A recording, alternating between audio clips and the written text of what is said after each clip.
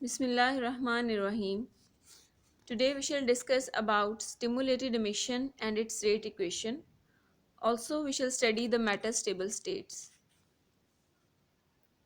Stimulated emission is the process by which an incoming photon of a specific frequency can interact with an excited atomic electron, causing it to drop to a lower energy level. Stimulated emission एक ऐसा process है जिसमें एक incoming photon यानी एक incident photon जो कि externally आके टकराएगा विद एक्साइटेड एटॉमिक इलेक्ट्रॉन, एक एक्साइटेड स्टेट में पड़े हुए इलेक्ट्रॉन के साथ, and causing it to drop to a lower energy level, और उसे लोअर एनर्जी लेवल में यानी उसके एक्साइटेड स्टेट से ग्राउंड स्टेट में शिफ्ट कर देगा. जो वर्ड स्टिमुलेशन है इसका मतलब होता है कि कोई भी ऐसा प्रोसेस जो कि एक्सटर्नल एजेंट से सपोर्ट लेके या हेल्प लेके हम करवा रहे हैं, यानी एक्सटर्नली हम खुद उसको कंट्रोल कर रहे हैं. इसके ऑपोजिट हमने एक प्रोसेस पढ़ा था स्पॉन्टेनियस इमिशन. तो स्पॉन्टेनियस वो प्रोसेस होता है जो खुद ब खुद हो रहा होता है, जिसको किसी एक्सटर्नल हेल्प की ज़रूरत नहीं होती है. और स्टिमुलेटेड प्रोसेस हम उसको कहते हैं जो कि हम एक्सटर्नली कंट्रोल करके यानी बाहर से किसी एजेंट की हेल्प लेके जो है वो उसको करवा रहे होते हैं. सो यहाँ पे भी बेसिकली एमिशन हो रही है, यानी जो आपने एटम जो है वो ग्राउंड स्टेट से एक्साइटेड स्टेट में भेजा था, वो एक्साइटेड स्टेट से वापस ग्राउंड स्टेट में आएगा. वो दो तरह से एक्साइटेड स्टेट से ग्राउंड स्टेट में आ सकता है, यानी दो तरह से जो है वो एमिशन हो सकती है. एक तो ये है कि वो स्पॉन्टेनियसली अपने ग्राउंड स्टेट में वापस आ जाए जब उसका लाइफ टाइम पूरा हो जाता है. दूसरे नंबर पे हम उसको स्पॉन्टेनियसली डिके करने से पहले यानी खुद ब खुद अपनी ग्राउंड स्टेट में वापस आने से पहले बाहर से एक फोटॉन जो है वो सेंड करें. वो फोटॉन जाके उसके साथ कोलाइड करे, उसके साथ टकराए, और जब वो उसके साथ टकराए तो वो उसको उठा के उसकी एक्साइटेड स्टेट से ग्राउंड स्टेट में शिफ्ट कर दे. तो इस प्रोसेस को हम कहेंगे stimulated emission. When a photon of energy h nu is equal to E2 minus E1 is incident on the excited state atoms, they make a transition from state E2 to state E1. अब जो photon हमने उसके ऊपर throw करवाना है उसकी energy भी उतनी ही होनी चाहिए जितना कि उस एक्साइटेड स्टेट और ग्राउंड स्टेट का एनर्जी डिफरेंस है. अगर आपको याद हो तो जब हमने एब्जॉर्प्शन का प्रोसेस करवाया था तो हमने कहा था कि ग्राउंड स्टेट और एक्साइटेड स्टेट की एनर्जी में जितना डिफरेंस होगा, यानी E2 और E1 की एनर्जी में जितना फ़र्क होगा, उस उतनी ही एनर्जी का फोटॉन हम उसके ऊपर थ्रो करवाएंगे. फॉर एग्जांपल अगर E1 स्टेट की एनर्जी 3 जाउल है, मतलब हमारा जो इलेक्ट्रॉन है वो 3 जाउल वाली एनर्जी स्टेट में पड़ा हुआ है और हमने उसको शिफ्ट करवाना है 6 जाउल वाली एनर्जी स्टेट में. तो दोनों स्टेट्स का एनर्जी डिफरेंस कितना होगा, 6 माइनस 3 यानी 3 जाउल. तो इसका मतलब 3 जाउल एनर्जी हम उसको देंगे, तभी वो 3 जाउल वाली स्टेट से 6 जाउल वाली स्टेट में जाएगा, यानी उसकी एनर्जी भी 6 जाउल हो जाएगी.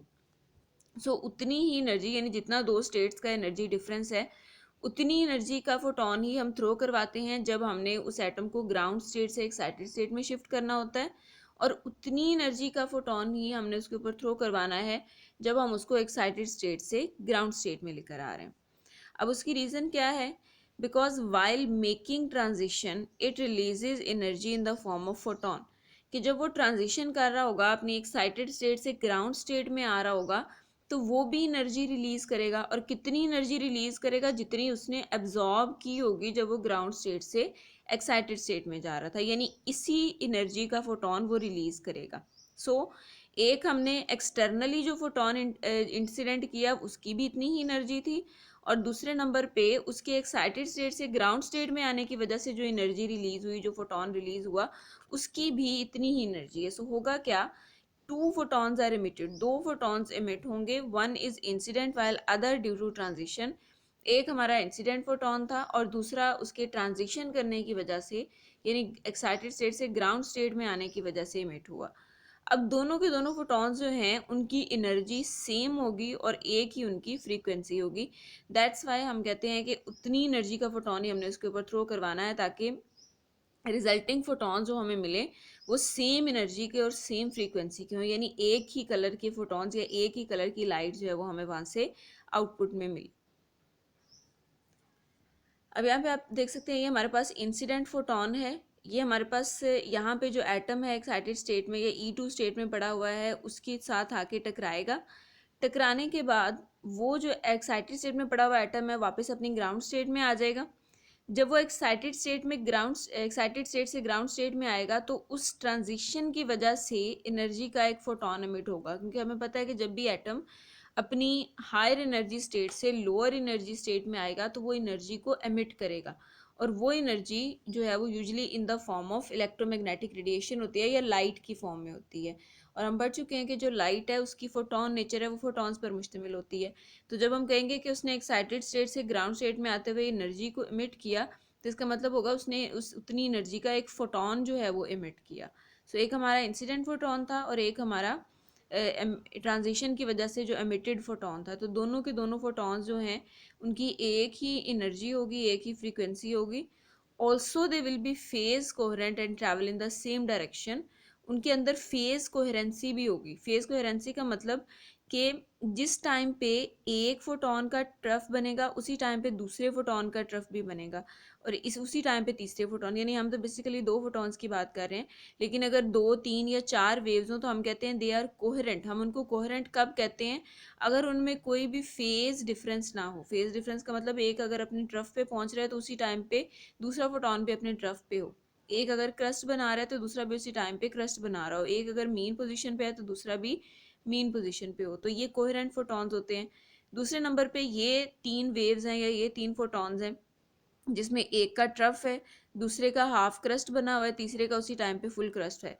तो इसका मतलब तीनों के अंदर फेज डिफरेंस है। कोई एक क्रस्ट पे है, कोई ट्रफ बना रहा है, कोई ट्रफ बना चुका है। सो तीनों के अंदर फेज कोहेरेंसी नहीं है, तो हम कहेंगे दे आर इनकोहेरेंट। लेकिन यहाँ से स्टिमुलेटेड एमिशन के नतीजे में जो हमें फोटॉन्स मिलते हैं वो फेज कोहेरेंट होते हैं, यानी एक जैसे फेज के साथ वो ट्रैवल करते हैं। और also they travel in the same direction. वो स्कैटर नहीं होते, मुख्तलिफ डायरेक्शंस में बिखरते नहीं हैं, बल्कि एक ही डायरेक्शन में सारे फोटॉन्स जो हैं वो जा रहे होते हैं। अब यहाँ पे अगर हम इसको इक्वेशन की मदद से रिप्रेजेंट करना चाहें तो हमें पता है कि एक्साइटेड स्टेट में जब एटम पड़ा होता है तो हम उसको स्टेरिक साइन से शो करते हैं। सो हमारा एटम ऑलरेडी एक्साइटेड स्टेट में है, मतलब ऑलरेडी उसके पास एक्स्ट्रा एनर्जी है, प्लस एक और फोटोन एनर्जी का जो है वो हम उसके ऊपर थ्रो करवाते हैं। रिजल्टिंग जो आपके पास एटम है वो फोटोन रिलीज कर देता है, यानी ये जो एक्साइटेड स्टेट में उसके पास एनर्जी होती है, एक्स्ट्रा एनर्जी, वो रिलीज करता है in the form of photon. और एक हमारे पास ये फोटोन था जिसकी एनर्जी एच न्यू थी। सो 2h यानी दो फोटॉन जो है वो हमारे पास वहाँ से एमिट होते हैं। साथ ही साथ आपका जो एटम है वो एक्साइटेड स्टेट से ग्राउंड स्टेट में आ जाता है। अब स्टिमुलेटेड एमिशन करवाने के लिए जो है वो मेटास्टेबल स्टेट्स का होना ज़रूरी है। यानी अगर आपने स्टिमुलेशन करवानी है, खुद से बाहर से फोटोन थ्रो करवा के एटम को जो है वो ग्राउंड स्टेट में लाना है, तो उसके लिए ज़रूरी है कि एटम आपका जिस एक्साइटेड स्टेट में पड़ा हुआ है वो एक्साइटेड स्टेट मेटास्टेबल स्टेट हो। अब मेटास्टेबल स्टेट क्या होती है? मेटास्टेबल स्टेट वो एक्साइटेड स्टेट होती है जिसका लाइफ टाइम 10⁻³ सेकेंड या इससे भी ज़्यादा होता है। यानी मिली सेकेंड की रेंज में हो, कम से कम मिली सेकेंड्स की रेंज में, और उससे ज़्यादा भी उसका लाइफ टाइम हो सकता है। नॉर्मली जो आपके पास एक्साइटेड स्टेट होती है उसका लाइफ टाइम 10⁻⁻8 सेकेंड होता है, और -8 सेकेंड बहुत ही शॉर्ट ड्यूरेशन है। उसके मुकाबले में अगर आप -3 के साथ इसका कंपैरिजन करें तो ये इसके 10⁵ टाइम्स जो है वो ज़्यादा इससे, यानी 1,00,000 गुना ज़्यादा जो है वो टाइम है मेटास्टेबल स्टेट का। जो लाइफ टाइम है वो अपनी नॉर्मल एक्साइटेड स्टेट के लाइफ टाइम के मुकाबले में। सो मेटास्टेबल स्टेट फिर हमारे पास वो स्टेट होगी जहाँ पे आपका एटम जो है वो ज़्यादा टाइम के लिए स्टे करेगा। यानी जब आप उसको ग्राउंड स्टेट से एक्साइटेड स्टेट में लेकर जाएंगे तो लाइफ टाइम हम कहते हैं ना, वो टाइम है जिसके बाद मतलब वो टाइम जब पूरा हो जाता है तो एटम आपका खुद ब खुद एक्साइटेड स्टेट से ग्राउंड स्टेट में आ जाता है। सो अगर वो एक्साइटेड स्टेट मेटास्टेबल स्टेट होगी तो उस केस में आपका जो एटम है वो ज़्यादा टाइम के लिए उस स्टेट पे स्टे करेगा, यानी खुद ब खुद वहाँ पे स्टे करेगा। सो इस तरह की जो स्टेट होती है उसको हम मेटास्टेबल स्टेट कहते हैं। अब हमें मेटास्टेबल स्टेट्स क्यों चाहिए होती हैं, क्यों हम चाहते हैं कि उस एक्साइटेड स्टेट का जो लाइफ टाइम है वो बढ़ जाए? Because the pumping agent continuously raise the atoms to higher energy state. कि आपका जो पंपिंग एजेंट है, पंपिंग एजेंट का मतलब वो एजेंसी या वो सोर्स जो कि एटम्स को पंप कर रहा है ग्राउंड स्टेट से एक्साइटेड स्टेट में। यानी आप ये कह लो कि सोर्स ऑफ लाइट, क्योंकि हमने कहा था ना कि हम बाहर से एनर्जी या फोटोन थ्रो करवाएंगे तो फिर ग्राउंड स्टेट में पड़े हुए एटम उस एनर्जी को ऑब्जॉर्ब करते हैं और एक्साइटेड स्टेट में चले जाते हैं। सो बाहर से जो भी सोर्स उसके ऊपर लाइट थ्रो कर रहा है, चाहे वो कोई टॉर्च है या कोई और बल्ब है जिसके ज़रिए से हम लाइट उस मटेरियल के ऊपर थ्रो करवा रहे हैं, जो कि एटम्स को ग्राउंड स्टेट से पंप करके एक्साइटेड स्टेट में लेके जा रहा है, तो उस टॉर्च को, उस लाइट के सोर्स को हम पंपिंग एजेंट का नाम देंगे। सो पंपिंग एजेंट क्या करता है, वो कंटिन्यूसली एटम्स को रेज करता है, उठाता है, हायर एनर्जी स्टेट में लेकर जाता है। लेकिन होता क्या है कि उस हायर स्टेट का, उस एक्साइटेड स्टेट का चूंकि लाइफ टाइम बहुत थोड़ा है, तो मीन वाइल बहुत से जो आपके एटम्स होते हैं वो खुद ब खुद ट्रांजिशन करते हैं, स्पॉन्टेनियसली वो वापस आ जाते हैं अपने लोअर एनर्जी लेवल में। यानी हम उसको उठा के एक्साइटेड स्टेट में लेके जा रहे होते हैं और उसी टाइम पे बहुत सारे एटम्स जो हैं वो वापस अपनी ग्राउंड स्टेट में आ रहे होते हैं। यानी उस पंपिंग का कोई एज सच रिजल्ट या यूजफुल रिजल्ट जो है वो हमें वहाँ से नहीं मिलता, क्योंकि हम उसको एक ग्राउंड स्टेट से एक्साइटेड स्टेट में लेके जा रहे हैं, हम अगले आइटम्स को लेके जा रहे हैं, उसी टाइम पे पहले वाले जो आइटम्स हैं उनका लाइफ टाइम पूरा हो चुका होता है और वो वापस अपनी ग्राउंड स्टेट में आ जाते हैं। सो वी रिक्वायर कि एक्साइटेड स्टेट के एटम्स जो हैं वो ज़्यादा टाइम के लिए स्टे करें ताकि हम पॉपुलेशन इन्वर्जन अचीव कर सकें। यानी अगर हमने स्टिमुलेटेड एमिशन करवानी है, स्टिमुलेटेड का मतलब खुद से एटम्स को एक्साइटेड स्टेट से ग्राउंड स्टेट में लेकर आना है, सो उसके लिए ज़रूरी है कि एटम्स आपके एक्साइटेड स्टेट में मौजूद हों। अगर वो खुद ब खुद स्पॉन्टेनियसली डिके करते जा रहे हैं तो फिर वहाँ पे स्टिमुलेटेड एमिशन जो है वो नहीं हो सकती है। सो स्टिमुलेटेड एमिशन के लिए या पॉपुलेशन इन्वर्जन का मतलब कि एक्साइटेड स्टेट में एटम्स की तादाद जो है वो ज़्यादा हो ग्राउंड स्टेट के मुकाबले में। सो जब एक्साइटेड स्टेट में एटम्स की तादाद ज़्यादा होगी, उसी वक्त आपकी जो इंसिडेंट एनर्जी या इंसिडेंट फोटोन है वो उन एटम्स को ग्राउंड स्टेट में लेकर आएगा, यानी उसी वक्त स्टिमुलेटेड एमिशन जो है वो हो सकेगी। क्योंकि अगर ग्राउंड स्टेट में नंबर ऑफ एटम्स ज़्यादा होंगे तो आप जो लाइट इंसिडेंट करवाएंगे वो बजाय एक्साइटेड स्टेट वाले एटम्स को ग्राउंड स्टेट में लाने के, वो ग्राउंड स्टेट वाले एटम्स को उठा के उनको एक्साइटेड स्टेट में ले जाना शुरू कर देगी, यानी एब्जॉर्प्शन का प्रोसेस जो है वो स्टार्ट हो जाएगा। सो अगर आप स्टिमुलेटेड एमिशन करवाना चाहते हैं तो उसके लिए ज़रूरी है कि आपके एटम्स एक्साइटेड स्टेट में ज़्यादा हों, यानी पॉपुलेशन इन्वर्जन जो है वो आप अचीव करें। उसके बाद वो पॉपुलेशन इन्वर्जन या वो जो ज़्यादा तादाद है एटम्स की एक्साइटेड स्टेट में, उसको स्टे करना चाहिए for a longer period of time, यानी खुद ब खुद जो है वो जल्दी स्पॉन्टेनियसली डिके नहीं करना चाहिए, ताकि वो वहाँ पे डिके करें और ख़ुद ब खुद जब हम उसको स्टिमुलेटेड एमिशन के ज़रिए ग्राउंड स्टेट में लाएं तो फिर हमें उसका कोई जो है वो रिज़ल्ट मिल सके। क्योंकि अगर वो स्पॉन्टेनियसली डिके करते हैं तो वहाँ पे दो चांसेस हैं, एक तो आपकी जो ट्रांजिशन है वो रेडिएटिव हो सकती है, दूसरा नॉन रेडिएटिव हो सकती है। यानी एक केस हो सकता है कि वहाँ से हमें लाइट एनर्जी मिले और दूसरा केस ये हो सकता है कि जब वो एक्साइटेड स्टेट से ग्राउंड स्टेट में आए तो वो लाइट एनर्जी इमिट ना करे बल्कि किसी किस्म की काइनेटिक एनर्जी या कोई और एनर्जी इमिट कर दे। सो एक तो ये कि या तो हमें वहाँ से लाइट मिल सकती है या नहीं मिल सकती, और दूसरे नंबर पे अगर हमें लाइट मिल सकती है तो वो लाइट ना तो वो सारे फोटॉन्स एक कलर के होंगे, मतलब सिंगल कलर की लाइट नहीं होगी, दूसरे नंबर पे वो डिफरेंट डायरेक्शंस में ट्रैवल करेंगे, यानी आपकी लाइट स्कैटर्ड होगी, एक बीम ऑफ लाइट हमें वहाँ से नहीं मिलेगी। सो वो लाइट ना तो उसकी एनर्जी सेम होगी, ना उसका सेम कलर होगा, ना ही वो एक डायरेक्शन में ट्रैवल करेगी बल्कि डिफरेंट डायरेक्शंस में स्कैटर हो जाएगी। और हम चूंकि लेज़र लाइट प्रोड्यूस करवाना चाह रहे हैं, सो लेज़र लाइट हमें पता है मोनोक्रोमेटिक, एक सिंगल कलर की होती है, एक सिंगल डायरेक्शन में सारे फोटॉन्स ट्रैवल कर रहे होते हैं, एक शार्प बीम हमें मिलती है। तो ये लाइट हमें तब तक नहीं मिल सकती, तब तक पॉसिबल नहीं है जब तक आप स्टिमुलेटेड एमिशन नहीं करवाते, क्योंकि स्पॉन्टेनियस एमिशन के नतीजे में जो लाइट आपको मिलेगी वो ना तो मोनोक्रोमेटिक होगी यानी सिंगल कलर की भी नहीं होगी और डिस्पर्स्ड होगी, मुख्तलिफ डायरेक्शन में बिखरी हुई होगी। सो अगर आप लेज़र अचीव करना चाहते हैं तो हमें स्टिमुलेटेड एमिशन करवानी है। स्टिमुलेटेड एमिशन करवानी है तो उसके लिए ज़रूरी है कि आपकी जो स्टेट है वो मेटा स्टेबल हो, यानी एटम खुद ब खुद ना ग्राउंड स्टेट में आ जाए, स्पॉन्टेनियसली डिके ना करें, हम उनको एक्साइटेड से ग्राउंड स्टेट में लेकर आएँ। तो जब हम वो प्रोसेस करवाएंगे, स्टिमुलेटेड एमिशन होगी, फिर आपको जो है वो लेज़र लाइट वहाँ से मिलेगी।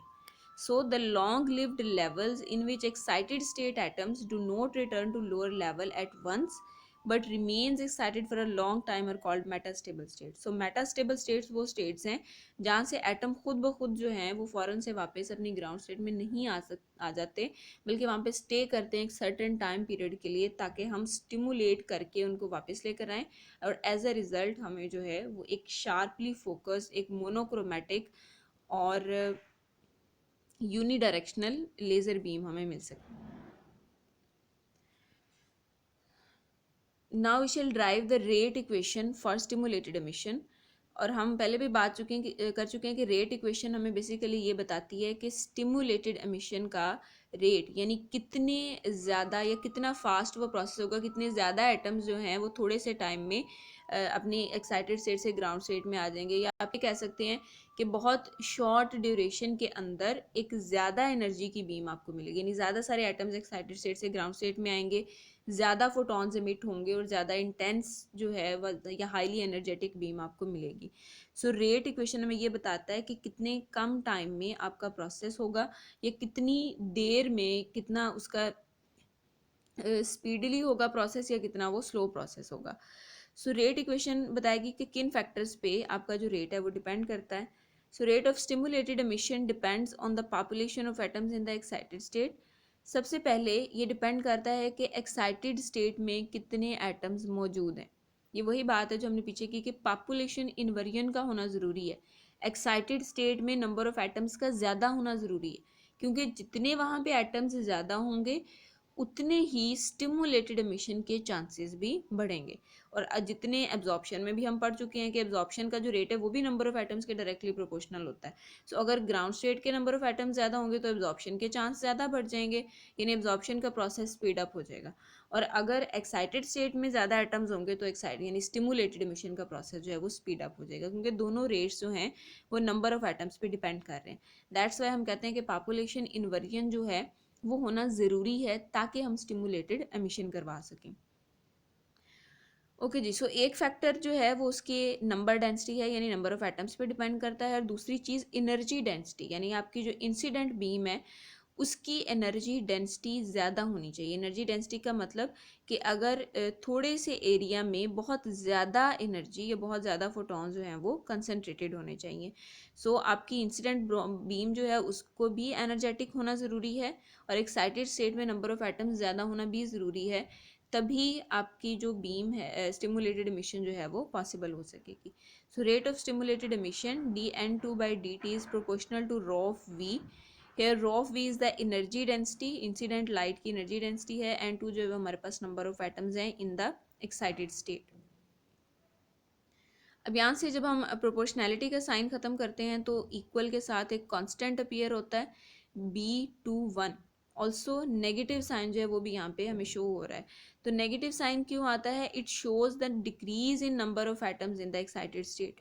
क्योंकि जब आप स्टिमुलेटेड एमिशन करवा रहे हैं तो एक्साइटेड स्टेट के अंदर जो नंबर ऑफ एटम्स हैं वो डिक्रीज कर रहे हैं, वो कम हो रहे हैं. सो उनके कम होने की वजह से यहाँ पे नेगेटिव साइन अपीयर हुआ है.